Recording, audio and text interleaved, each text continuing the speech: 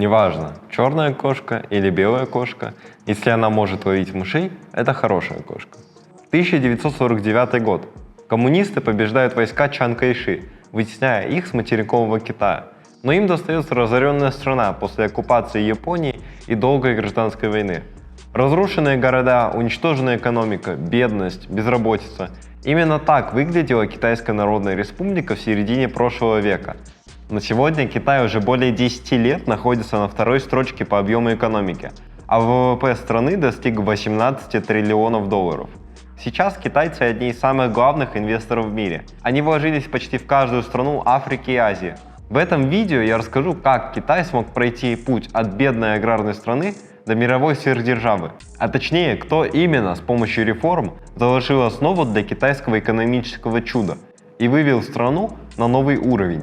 Это Дэн Сяопин, китайский политический деятель, которому в 70-х годах 20 века предстояло вывести страну из тяжелейшего кризиса, оживить и перестроить ее экономику и создать новую модель развития Китая. Его еще называют архитектором китайской экономики. Благодаря его политике, реформ и открытости более 800 миллионов китайцев смогли вырваться из нищеты. Наш герой родился, как и все коммунисты, в обычной небогатой семье. Однако родители Дэн Сяопина придавали большое значение образованию сына. В 1919 году в возрасте 15 лет он уезжает на учебу во Францию, в Марсельский университет, где он и знакомится с трудами Маркса. Из-за приверженности коммунистической идеологии он переезжает в Советский Союз, учится в Университете трудящихся Востока в Москве и в том же году возвращается на родину, вступает в ряды коммунистической молодежи и начинает свой путь политика. А в 1949 году наряду с Мао Цзэдуном становится одним из основателей Китайской Народной Республики. Время идет, и их взгляды постепенно расходятся. В 1966 году в ходе культурной революции Дэн оказывается в немилости за критику политики Мао Цзэдуна. Его снимают со всех постов и отправляют в ссылку в город Нанчанг, где он работает на тракторном заводе. И только в 1976 году, после смерти Мао, Дэн Сяопина восстанавливают в его должностях, и он заявляет о необходимости исправления ошибок, допущенных в ходе культурной революции. При этом сам он не занимает главенствующий пост, а отдает его своему соратнику Ху Яобану. Но де-факто управление страной перейдет ему. Дэн Сяопин считал, что идеология не должна оказывать влияние на экономику, и частный капитал должен существовать. Социализм не означает бедность. Так начался курс на экономическое развитие под девизом «Реформы и открытость». В качестве приоритетной была выбрана стратегия социалистической рыночной экономики. С конца 70-х годов государственная политика была направлена на экономические реформы и открытость внешнему миру. Много средств вкладывалось в науку и образование. Восстанавливалась разрушенная университетская система и Китайская академия наук. Студенты массово ехали на учебу в западные страны. В 1978 году Дэн отправляет членов партии в поездки по развитым странам Европы и Юго-Восточной Азии, изучать опыт более успешных и прогрессивных иностранных коллег. Тогда было решено брать пример с ближайших соседей, а именно Сингапура и его лидера Ли Куан Ю, который за 2 десятка лет превратил отсталую британскую колонию, в которую импортировали даже воду, в одно из передовых государств Азии. В декабре 1978 года Дэн Сяопин провозгласил курс 4 модернизаций – сельского хозяйства, промышленности, обороны и научно-технической сферы. Китайские экономические реформы состояли из нескольких этапов. Зачастую они не были частью каких-то стратегий, а являлись адекватным и практическим ответом на самые насущные проблемы.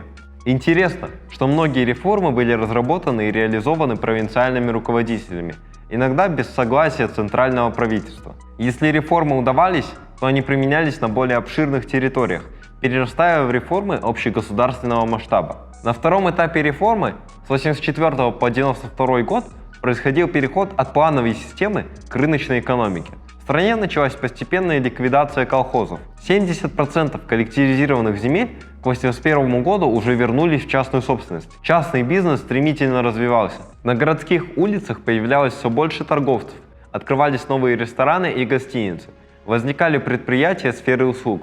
Созданные в городских дворах небольшие фабрики производили различные предметы первой необходимости. Рост малого бизнеса помог частично решить и проблему безработицы, создав миллионы рабочих мест.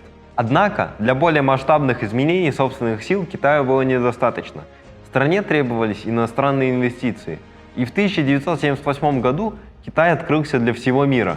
Сам Дэн Сяопин показывал пример открытости, посещая США, Японию, Сингапур и Францию, то есть страны, которые были интересны Китаю в качестве экономических партнеров.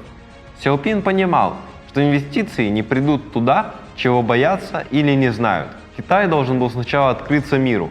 Были созданы особые экономические зоны вдоль южного побережья Китая, возле Гонконга и Тайваня, благодаря которым в страну привлекались иностранные компании и инвестиции. Выбор территорий был не случайен. Все 4 первые зоны были созданы в 2 южных провинциях – Гуандун и Фуцзянь. Ведь традиционно большинство китайских иммигрантов происходили из этих 2 южных провинций, и на их инвестиции было много надежд. Зарегистрированные в особых экономических зонах иностранные компании освобождались от корпоративного налога, а произведенные на экспорт товары – от пошлин. В течение десятилетия все прибрежные районы страны и некоторые внутренние районы были таким образом открыты для внешних инвестиций. На ранних этапах реформ Китай привлекал инвесторов прежде всего огромными ресурсами и дешевой рабочей силой. Однако в обмен на свой тяжелый труд китайцы получили современные навыки управления и технологии. Успешным опытом стал город Шэньчжэнь, непосредственно прилегающий к Гонконгу. Примерно 2/3 прямых инвестиций в китайскую экономику происходили оттуда. Еще одним крупным инвестором выступила Япония. 80-е годы стали золотым периодом в японско-китайских отношениях. К 90-му году прямые японские инвестиции в Китайскую Народную Республику достигли 10 миллиардов долларов. Таким образом, мы видим, каким длинным был путь к успеху. Благодаря проведенным реформам Китай увеличил свой доход на душу населения в 25 раз, и сегодня это крупнейшая экономика мира. Многие сходятся во мнении, что эти достижения были бы невозможны, если бы в китайской истории не было Дэн Сяопина. Иногда и один человек может изменить мир и навсегда войти в историю.